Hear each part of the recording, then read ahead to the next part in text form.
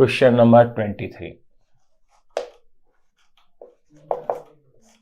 देखिए ये क्वेश्चन क्या कह रहा है। ये क्वेश्चन कह रहा है कोई परिवार 8 किलोवाट विद्युत शक्ति का उपभोग करता है।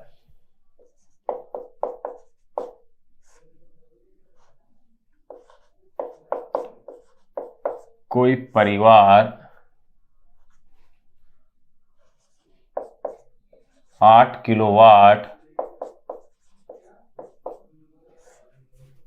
किलोवाट विद्युत शक्ति का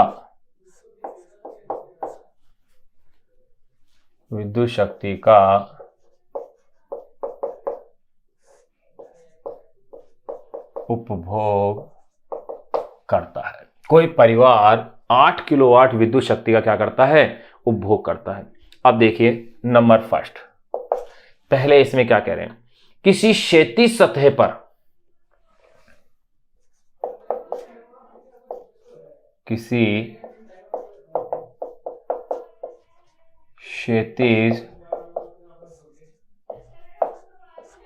क्षैतिज सतह पर सीधे आपतित होने वाली सौर ऊर्जा की, किसी क्षैतिज सतह पर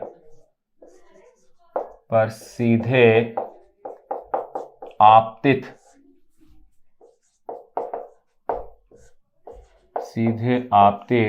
होने वाली, किसी क्षैतिज सतह पर सीधे आपतित होने वाली सौर ऊर्जा की औसत दर, आपतित होने वाली सौर ऊर्जा की औसत दर, किसी क्षैतिज सतह पर सीधे आपतित होने वाली सौर ऊर्जा की औसत दर 200 वाट प्रति मीटर स्क्वायर है। कितनी दी हुई है? 200 वाट प्रति मीटर स्क्वायर है। यदि इस ऊर्जा का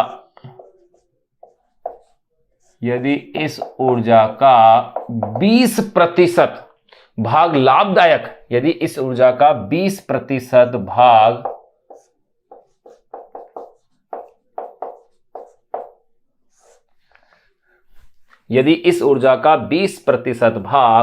लाभदायक विद्युत ऊर्जा में रूपांतरित किया जा सकता है, यदि इस ऊर्जा का 20% भाग लाभदायक विद्युत ऊर्जा में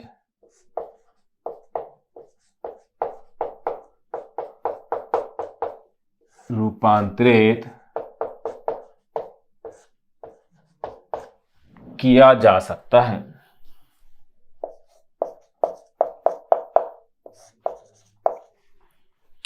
यदि इस ऊर्जा का 20% भाग लाभदायक विद्युत ऊर्जा में रूपांतरित किया जा सकता है तो 8 किलोवाट की विद्युत ऊर्जा के लिए,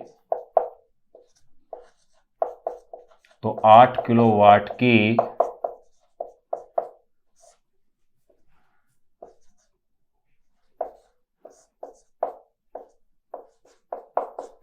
विद्युत ऊर्जा के लिए, 8 किलोवाट की विद्युत ऊर्जा के लिए कितने क्षेत्रफल की आवश्यकता होगी? तो 8 वाट की विद्युत ऊर्जा की आपूर्ति कर देते हैं। विद्युत ऊर्जा की आपूर्ति के लिए कितने क्षेत्रफल की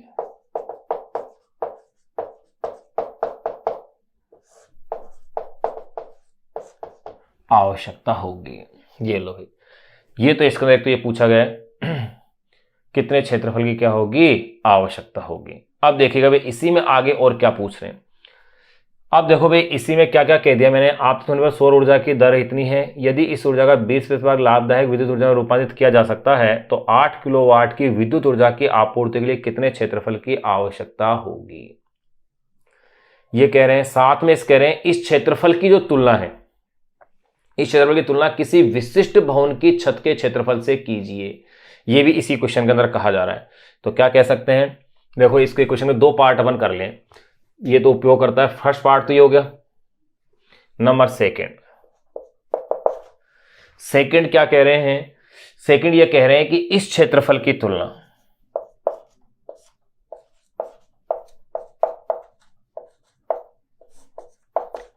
इस क्षेत्रफल की तुलना, इस क्षेत्रफल की तुलना किसी विशिष्ट भवन,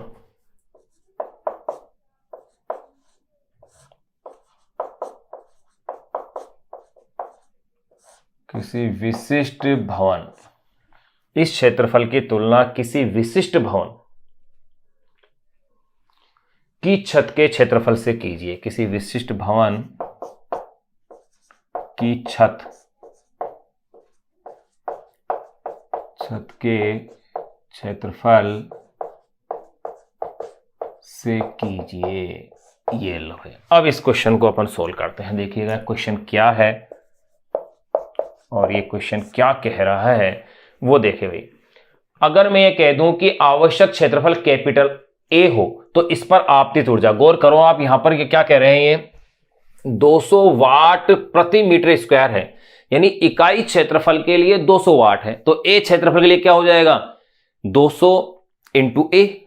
इकाई क्षेत्रफल के लिए 200 वाट प्रति मीटर स्क्वायर, तो इकाई क्षेत्रफल के लिए क्या हो जाएगा, 200 वाट प्रति मीटर स्क्वायर इंटू इसको ए से गुणा कर दो तो क्या बच जाएगा, मीटर स्क्वायर से मीटर स्क्वायर कैंसिल, तो 200 इंटू ए वाट बन जाएगा। तो मैं यूं कह सकता हूं कि अगर क्षेत्रफल, देखो नंबर फर्स्ट, पहले भाग को हल करें, आवश्यक क्षेत्रफल कैपिटल ए हो,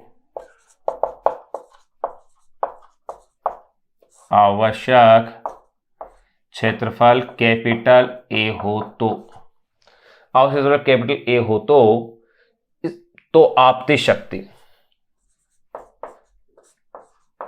हो तो इस पर आपतित शक्ति कितनी हो जाएगी, 200 इंटू ए वाट।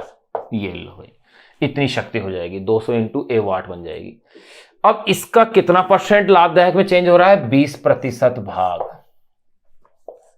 ये अपन को दिया था। अब देखो यो कह सकते हैं, इसलिए लाभदायक विद्युत शक्ति, इसलिए लाभदायक विद्युत शक्ति कितना है इसका, 200A का 20%, यानी कि 200A इंटू 20/100, 00 से 00 कैंसिल, यानी कि 40A वाट। इतना विद्युत शक्ति अपन को इससे क्या हो रही है भाई, प्राप्त हो रही है। अब देखो ये जो 40A वाट आ रही है और इसकी वैल्यू भी दे रखी है इन्होंने भाई, कितनी है, 8 किलोवाट, इतनी उसे चाहिए। लाभदायक विद्युत शक्ति बराबर इतने 40A वाट, और ये किसके बराबर दी हुई है इन्होंने, 8 किलोवाट, तो यानी कि 8 गुणा 10⁻³ वाट। ये लो भाई, ये अपने पास इक्वेशन लिख दी है। तो इससे अब ए की कैलकुलेशन हो गई, लो आसान हो गई ए की कैलकुलेशन। तो ए इजिकल टू क्या हो जाएगा मेरे पास, 8 गुणा 10⁻³ बटे में 40, ये 5 टाइम हो गया 1/5, यानी कि 1/5 हो गया 0.2, 0.2 इंटू 3 यानी कि 200 मीटर स्क्वायर। ये लो भाई, ये क्षेत्रफल अपने पास आ गया।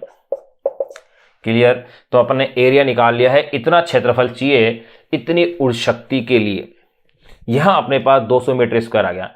अगर यदि अब इसमें आगे क्या कहा है इन्होंने, सेकंड पार्ट में क्या कह रहे हैं, इस क्षेत्रफल की तुलना किसी विशिष्ट भवन की छत के क्षेत्रफल से कीजिए। यदि अगर मैं मान लूं कि भवन की जो छत है वो वर्गाकार है, अगर भवन की छत कैसी है, वर्गाकार है, तो वर्गाकार है तो आप जानते हो वर्ग का क्षेत्रफल भुजा का स्क्वायर होता है, उसकी भुजा में स्मॉल a मान लेता हूं। यदि भवन की छत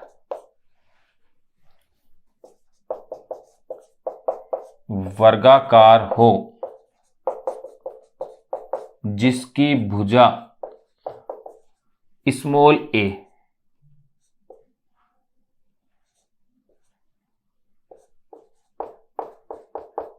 हो तो अगर उसकी भुजा को क्या ले लें अपन, स्मॉल ए हो, तो आपको पता है स्मॉल ए का स्क्वायर इज इक्वल टू क्या बन जाएगा, कैपिटल ए, यानी कि 200। तो ई 200 का रूट निकाले अपन, तो ये आएगा 14.14 मीटर, यानी कि एक एक बुझाई हो गई। तो ये कह सकते हैं जो आवश्यक क्षेत्रफल है लगभग इसके आसपास आ जाएगा। अतः आवश्यक क्षेत्रफल एक, यो कह दो, अतः आवश्यक क्षेत्रफल एक 14 इंटू 14 कह सकते हैं अपन, 14 इंटू 14 विमा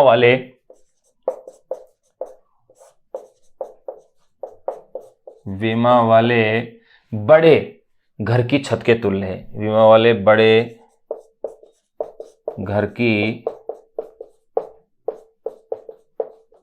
छत के तुल्य है। ये लो, ये अपने पास क्वेश्चन नंबर 23 है, वो भी अपन ने इसमें कंप्लीट कर लिया है। अब इसके बाद अपने पास 7 क्वेश्चन और बच रहे हैं इसमें, क्योंकि इसमें नंबर ऑफ जो क्वेश्चन है वो 30 है भाई। ये लो, तो यहां आप इस क्वेश्चन को एक बार नोट करें, इसका स्क्रीनशॉट ले लें। क्वेश्चन सरल लेकिन अच्छा क्वेश्चन है। अब इसके बाद अपन बात करेंगे क्वेश्चन नंबर 24 की, क्योंकि ये क्वेश्चन नंबर था 23। यहां तक आप इसे नोट कीजिएगा। देखो, अब अपन क्वेश्चन नंबर 23 के बाद बात करते हैं क्वेश्चन नंबर 24 की। 24 के अंदर क्या कह रहे हैं कि एक ब्लॉक है, यानी कोई गुटका है, वो ब्लॉक जो है किसी तार से लटका हुआ है, ऐसे ही कह सकते हैं लोलक बना हुआ है। एक गोली आकर के उसके अंदर धंस जाती है, यानी कि इस तरह की जो व्यवस्था होती है इसे कहा जाता है प्रक्षेप लोलक, और इसका उपयोग किया जाता है गोली का वेग ज्ञात करने में किया जाता है। तो इस पर आधारित एक क्वेश्चन है, अपन उसका फॉर्मूला भी साथ साथ ही बना लेंगे और उसके अंदर वैल्यू अपन क्या करेंगे, उसकी पुट करेंगे। तो देखिए, पहले अपन उस क्वेश्चन को नोट करें कि क्वेश्चन है क्या। क्वेश्चन नंबर 23 तक अपन सोल्व कर चुके हैं। ये कह रहे हैं कि 0.012 किलोग्राम द्रव्यमान की कोई गोली, 0.012 किलोग्राम द्रव्यमान की कोई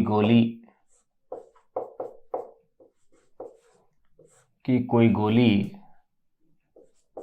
70 मीटर प्रति सेकेंड, यानी कि 70 मीटर पर सेकेंड, 0.012 किलोग्राम द्रव्यमान कोई गोली 70 मीटर प्रति सेकेंड की क्षैतिज चाल से, प्रति सेकेंड की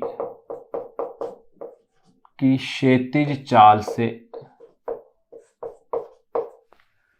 0.012 किलोग्राम द्रव्यमान की कोई गोली 70 मीटर पर सेकेंड की क्षैतिज चाल से चलते हुए,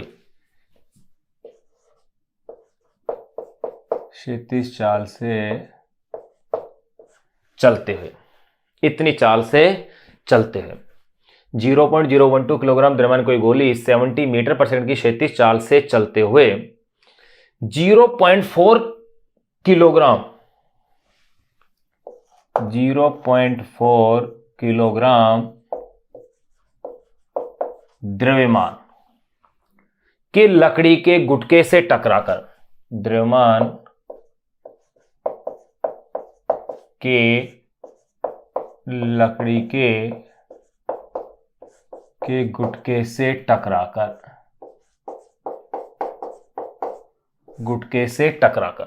द्रव्यमान के लकड़ी के गुटके से टकराकर, गुटके के सापेक्ष तुरंत ही टकराकर, गुटके के सापेक्ष तुरंत ही, चलो इसको ऐसे लिख देते हैं, तुरंत ही विराम अवस्था,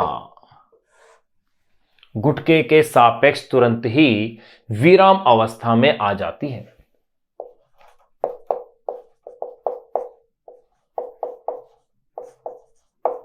तुरंत ही विराम अवस्था में आ जाती है। गुटके को छत से पतले तारों द्वारा लटकाया गया है।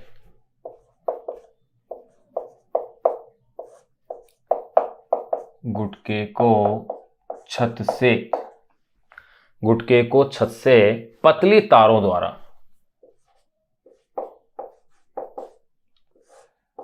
पतली तारों द्वारा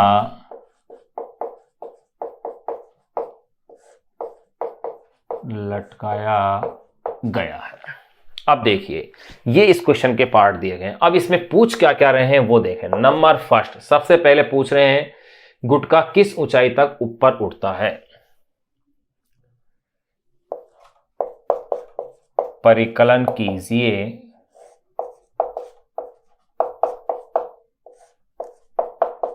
कि गुटका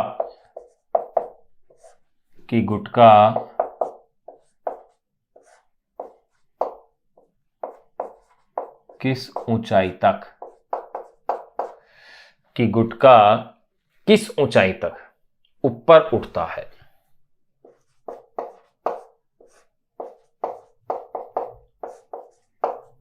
यानी गुटके में जब गोली आकर के धसेगी और गोली उसमें रुक जाएगी तो गुटका क्या होगा, कुछ ऊपर की ओर यूं उठेगा। यानी पूरा निकाय, यानी गोली प्लस गुटका, वो निकाय क्या होगा, ऊपर उठेगा। तो कितना ऊपर उठेगा ये अपन को ज्ञात करना है।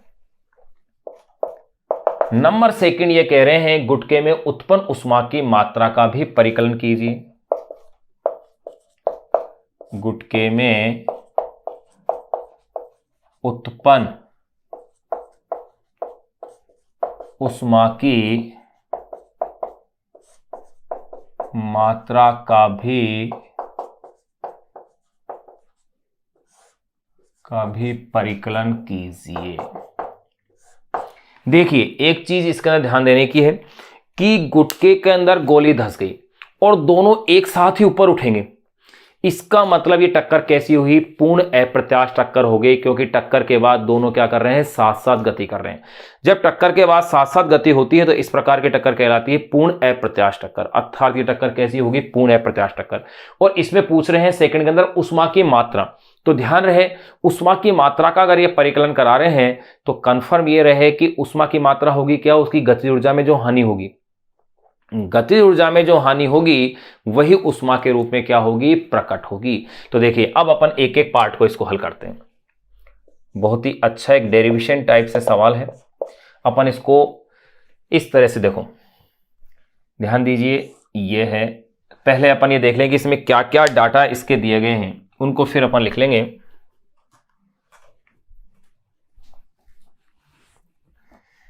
क्वेश्चन में आपको क्या क्या दिया गया है, गोली का द्रव्यमान देखो।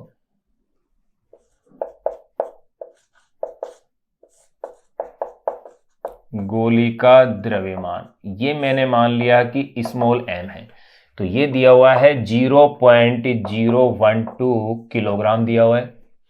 और गोली की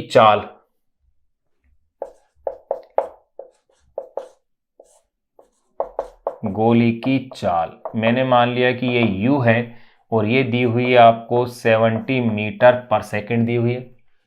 फिर है लकड़ी के गुटके, या मैं इसे कह देता हूं ब्लॉक।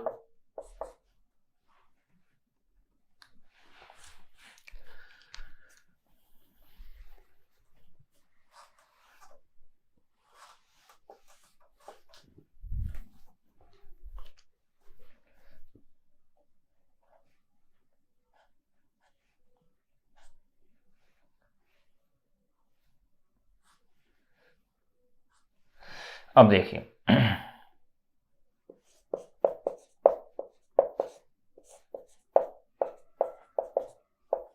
लकड़ी के गुटके, या आप इसे क्या कह दीजिए, ब्लॉक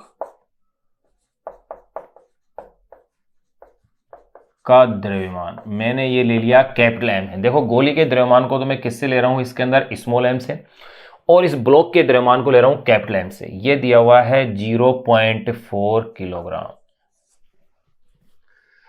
टकराकर गुटके के सापेक्ष तुरंत ही विराम अवस्था में आ जाती है। गुटके को छत से पतली तारों द्वारा लटकाया गया है। तो देखिए, यहां अपन इस तरह से ये तार के द्वारा ये ब्लॉक, लकड़ी का कोई गुटका ये लटकाया हुआ है, जिसका कि द्रव्यमान क्या है, कैपिटल M है। अब देखिएगा, अगर ये पतले तार से लटका हुआ है, एक गोली ये आ रही है,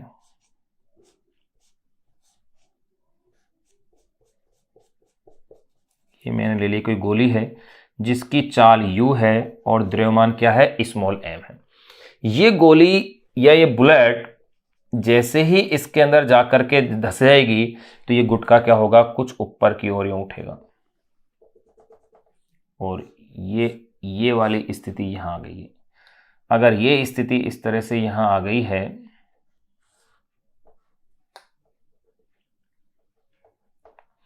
ये अगर यूं उठता है तो अब इसका द्रव्यमान capital M plus small m होगा। क्यों होगा, अब कितना ऊपर उठा, मान लिया ये यहां से, ये जो इसकी हाइट है ये है h, तो मुझे ये हाइट h निकालनी है। तो देखो पहले तो ये कैपिटल M है, ये स्मॉल m है, u वेग है। तो अब मुझे पहले तो इस निकाय का वेग देखना है कि ये निकाय का वेग कितना होगा।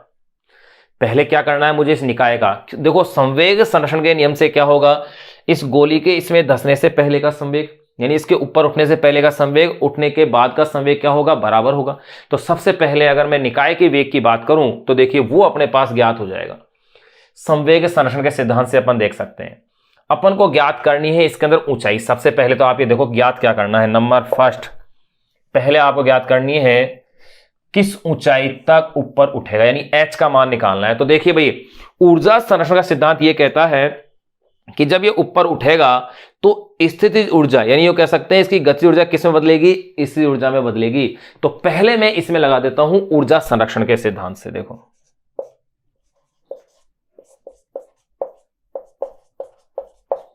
ऊर्जा संरक्षण के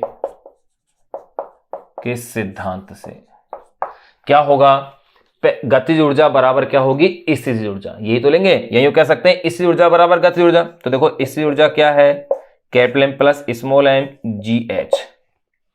ऊपर ये किस वेग से उठा भाई, v वेग से, तो ये हो गई ये half capital M plus small m, ये गतिज ऊर्जा है और ये वेग हो गया v। ये लो, इससे ये कैंसिल हो गया तो मेरे पास आ गया है h is equal to v square upon में 2g। गौर कीजिएगा v का मान मुझे अभी पता नहीं है, इसका मतलब v की वैल्यू मुझे क्या करनी है, इसके अंदर कैलकुलेट करनी है। तो v की वैल्यू कैसे कैलकुलेट करेंगे, देखो मैं यहां ले लेता हूं इसके आगे के पार्ट को, संवेग संरक्षण के सिद्धांत से। संवेग संरक्षण के सिद्धांत से क्या होगा भाई, गोली के धंसने से पहले का संवेग और धंसने के बाद का संवेग। तो गोली के धंसने से पहले का संवेग तो क्या है भाई, गोली का द्रव्यमान स्मॉल m, गोली का वेग u, गुटके का द्रव्यमान कैपिटल M, गुटके का वेग 0 क्योंकि स्थिर था गुटका। बाद में एक निकाय capital M plus small m और ये हो गया है v। तो ये लो भाई निकाय का वेग v is equal to mu capital M plus small m। ये इक्वेशन नंबर 2 आ गई। ये समीकरण 2 से v की वैल्यू इसमें पुट कर दीजिए। तो देखिए समीकरण 1 वे समीकरण 2 से h is equal to v का स्क्वायर यानी कि स्मॉल m का स्क्वायर, u का भी स्क्वायर हो गया,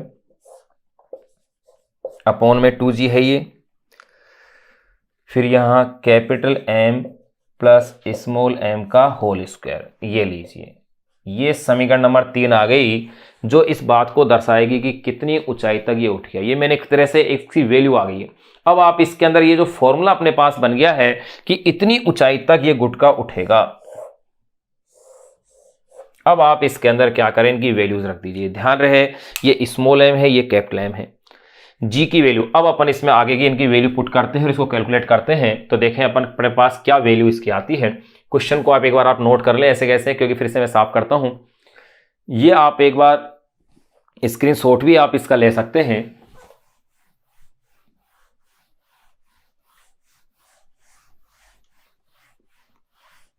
देखिए ये इतना ही हिस्सा मैं इसका साफ कर रहा हूं।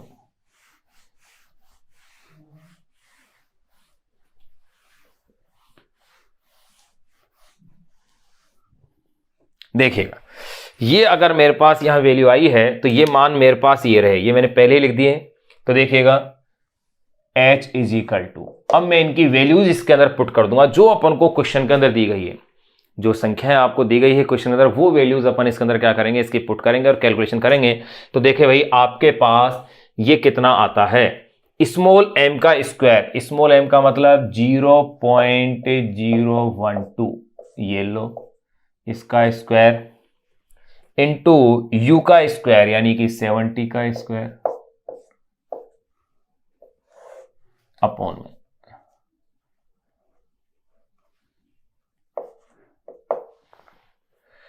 2, जी की वैल्यू है 9.8 इंटू कैपिटल एम, ये दिया हुआ है आपके पास 0.4 प्लस स्मॉल एम 0.012 और इसके ऊपर भी क्या है, होल स्क्वायर है। तो देखिए आपके पास वैल्यू क्या हुई, 0.012 का स्क्वायर 70 का स्क्वायर अपॉन में 2 इंटू 9.8 इंटू 0.4 प्लस 0.012 का होल स्क्वायर।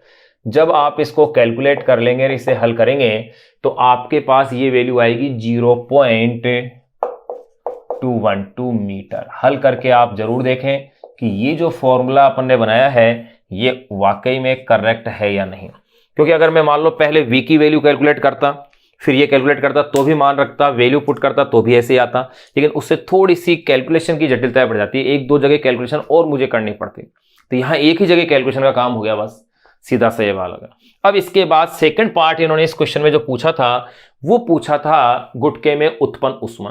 तो ध्यान रहे गुटके में जो उत्पन्न उष्मा होगी वो वाकई में गतिज ऊर्जा में हानि होगी, और चूंकि टक्कर कैसी है, अप्रत्याश टक्कर है, इसलिए अप्रत्याश टक्कर में जो गतिज ऊर्जा की हानि होगी वही किसे बदलेगी, उष्मा के रूप में। तो देखिए अब मैं इसका सेकंड पार्ट उसे मैं यहां से शुरू कर रहा हूं। भाई फर्स्ट पार्ट तो अपन ने कंप्लीट इसका लिख लिया है, कैलकुलेशन भी अपने पास हो गई है।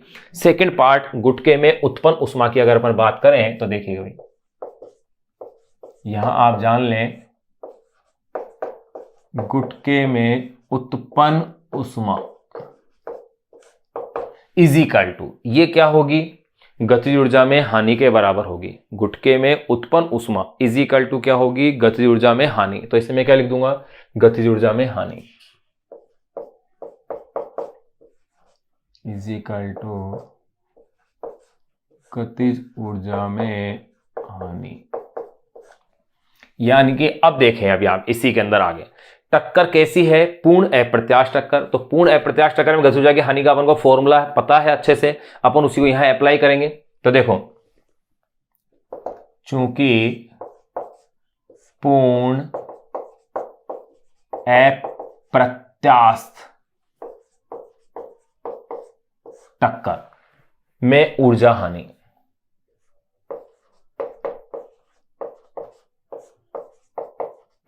में ऊर्जा हानि क्या फॉर्मूला था, डेल्टा के इजिकल टू, ये आपके पास फॉर्मूला था। अब आप कहेंगे सर इसमें पूर्ण अप्रत्याश टक्कर का ही फॉर्मूला क्यों अप्लाई कर रहे हैं, वो इसलिए फॉर्मूला अप्लाई कर रहे हैं क्योंकि दोनों पिंड टक्कर के बाद क्या है, साथ ही साथ गति कर रहे हैं, गोली उसके अंदर जाके दूसरे दोनों साथ है, चिपक गए, इसका मतलब टक्कर कैसी हुई, पूर्ण अप्रत्याश हुई। ये कॉन्सेप्ट तो अपने पास क्लियर हो ही गया। अब देखिए इसमें ऊर्जा की हानि का फॉर्मूला ये था, अगर दोनों ही गतिमान होते तो देखो डेल्टा के इजिकल टू, ये फॉर्मूला था मेरे पास m1 m2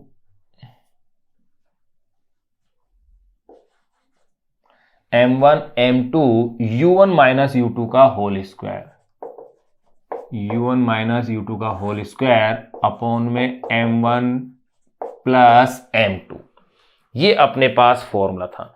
अगर ये अपने पास फॉर्मूला है तो जो चूंकि पूर्ण अप्रत्याश टक्कर में ऊर्जा हानि डेल्टा के इजिकल टू ये से, तो ध्यान दीजिए यहां पर m1 तो क्या था, टक्कर मारने वाले पिंड का द्रव्यमान था, m2 टक्कर खाने वाले पिंड का द्रव्यमान था, u1 टक्कर मारने वाले पिंड का द्रव्यमान, u2 टक्कर खाने वाले पिंड का द्रव्यमान था। तो यहां पर टक्कर मारने वाले कौन है, गोली है, और टक्कर खाने वाला कौन है भाई, ब्लॉक है। इसका मतलब अपन इनकी वैल्यूज यहां इसमें क्या करें, पुट कर दे। देखो यह आप इतना हिस्सा तो नोट करें, मैं इसे एक बार साफ कर दूं।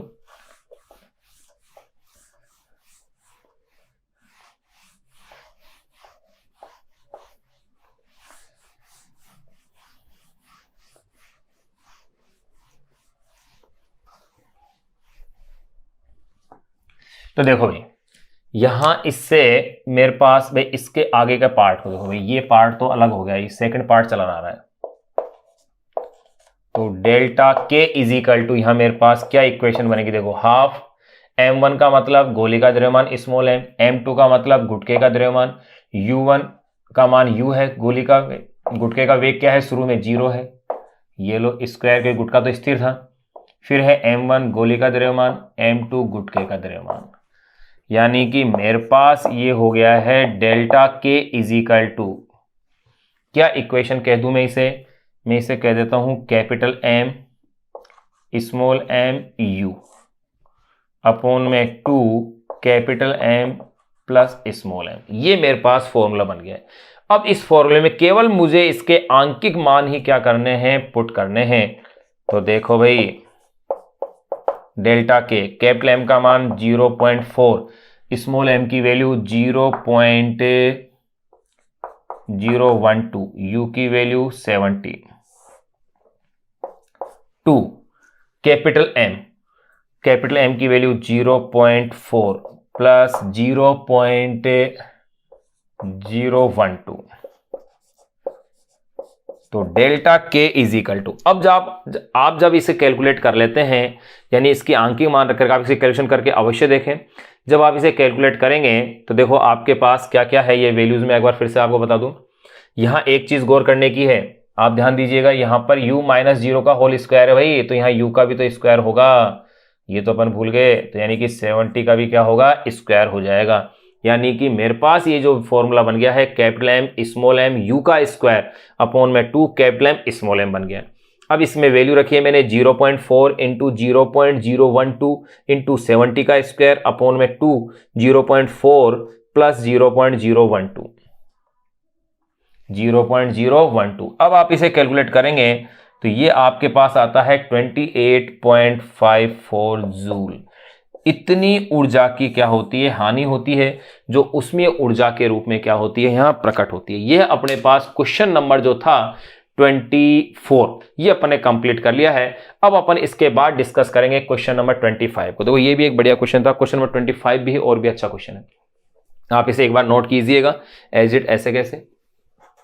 अपन ने इसके दोनों भाग सोल्व कर लिए हैं। फर्स्ट पार्ट में तो पूछा था भाई कितनी ऊंचाई तक ये ऊपर उठेगा, कितनी ऊंचाई तक ऊपर उठ रहा है, और सेकंड पार्ट के अंदर इन्होंने पूछा था कि भाई इसमें ऊर्जा की कितनी हानि हो रही है, यानी उत्पन्न उष्मा का ये मान पूछ रहे थे।